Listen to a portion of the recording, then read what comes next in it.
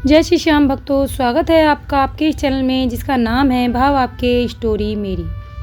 तो भक्तों, आज हम आपके लिए लेके आए हैं एक ऐसी सच्ची और अविश्वसनीय कहानी जो आपको ये सोचने पर मजबूर कर देगी कि जब इंसान के सारे रास्ते बंद हो जाते हैं, जब हर उम्मीद की किरण कहीं खो जाती है, तब बाबा घाटू श्याम कैसे अपनी अलौकिक लीला दिखाते हैं।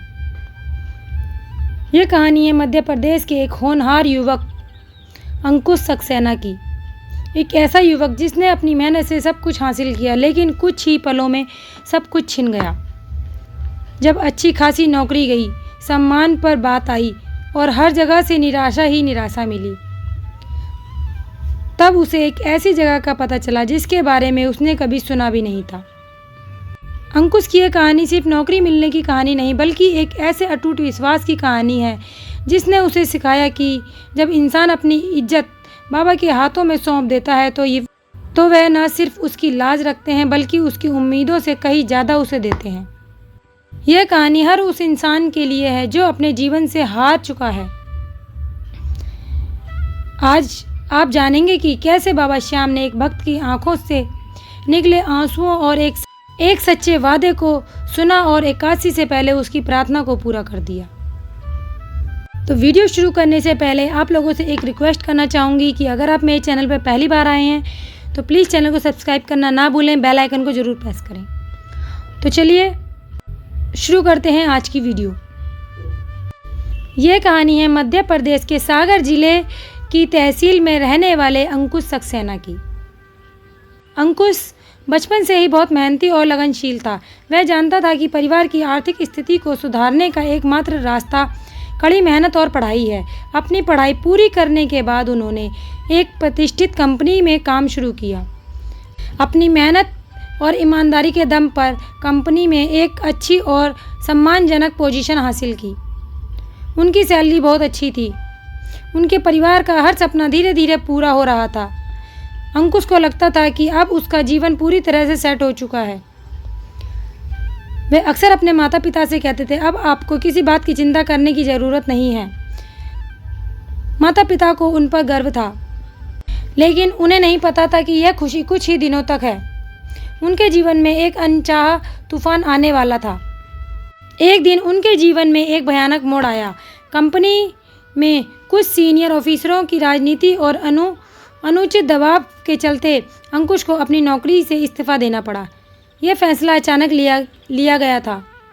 उन्होंने अपने स्वाभिमान और गरिमा को दांव पर लगने से बचाने के लिए यह कठोर निर्णय लिया। नौकरी छोड़ना उनके लिए सैलरी का नुकसान नहीं, बल्कि उनके आत्मसम्मान और भविष्य के सपनों का टूटना भी था। घर लौटते समय अंकुश के मन में अजीब सा डर था कि वह अपने परिवार का सपना कैसे पूरा करेंगे।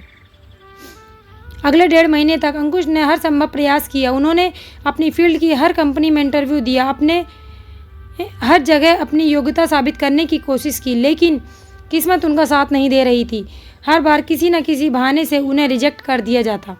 धीरे धीरे अंकुश के अंदर की हिम्मत और आत्मविश्वास पूरी तरह खत्म होने लगा। एक समय पर वह अपनी सफलता का प्रतीक था।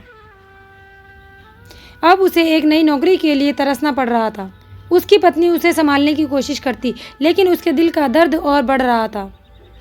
वह खुद से पूछता, आखिर मेरे साथ ऐसा क्यों हो रहा है? क्या मेरी मेहनत का यही फल है? अंकुश ने घर से बाहर निकलना बंद कर दिया। उसके दोस्तों ने भी उससे दूरी बना ली, क्योंकि उन्हें लगता था कि वह एक असफल व्यक्ति बन गया है।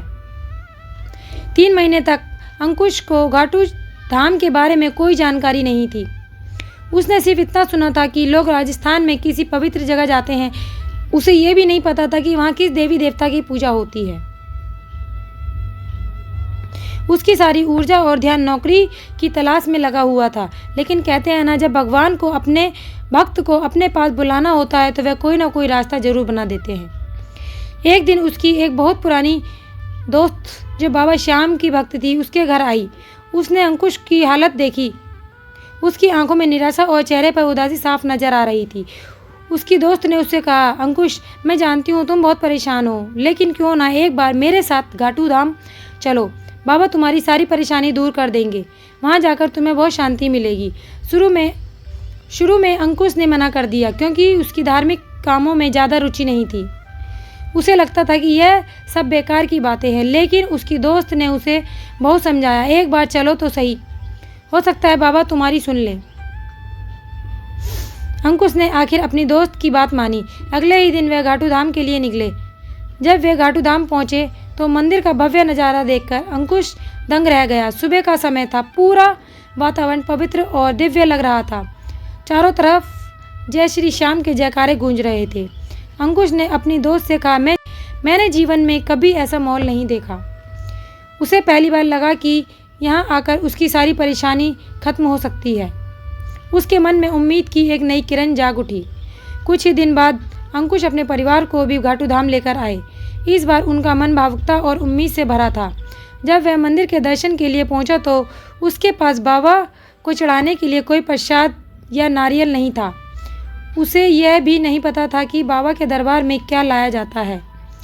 वह बस भक्तों की लंबी लाइन में लगकर आगे बढ़ता रहा। जब वह बाबा श्याम की प्रतिमा के पास लगी रेलिंग तक पहुंचता तो उसकी आंखों से अचानक आंसू बहने लगे।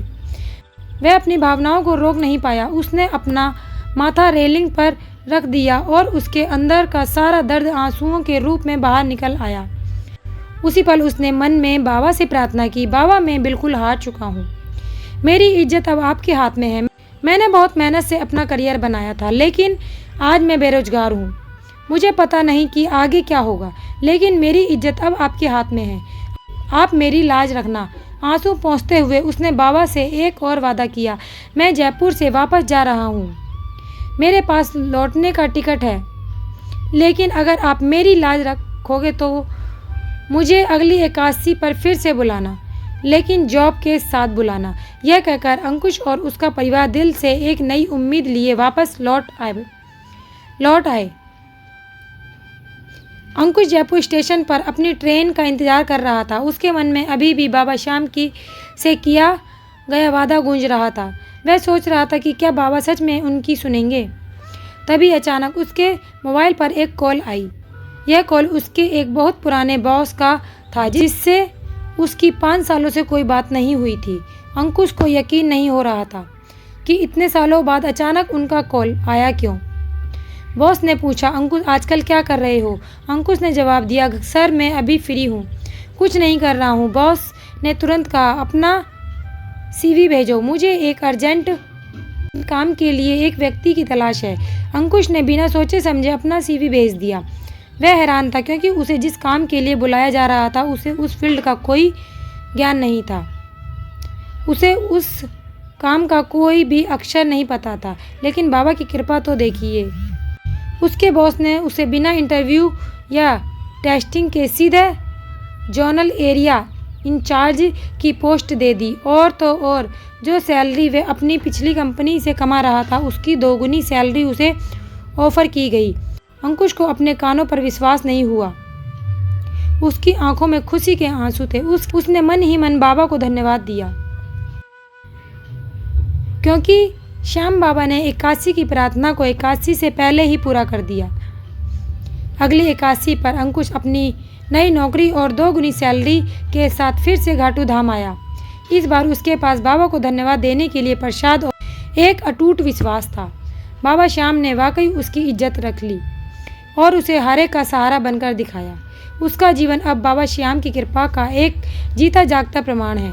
तो भक्तों, यह थी अंकुश सक्सेना की कहानी, जो हमें सिखाती है कि बाबा श्याम हर उस इंसान के साथ होते हैं जो जीवन से हार चुका है। यह कहानी हमें बताती है कि जब हमारा विश्वास बाबा पर होता है तो वे हमारी प्रार्थना को सिर्फ पूरा ही नहीं करते, बल्कि हमारी उम्मीदों से भी ज़्यादा देते हैं।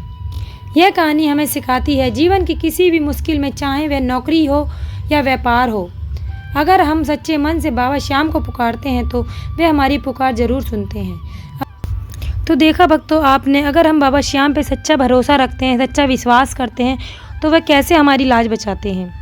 तो अगर आपको ये वीडियो अच्छी लगी हो तो प्लीज़ वीडियो को लाइक कीजिएगा, चैनल को सब्सक्राइब कीजिएगा और कमेंट में जय श्री श्याम जरूर लिखिएगा भक्तों। तो मिलते हैं अगली वीडियो में बाबा के अगले चमत्कार के साथ। तब तक के लिए जय श्री श्याम।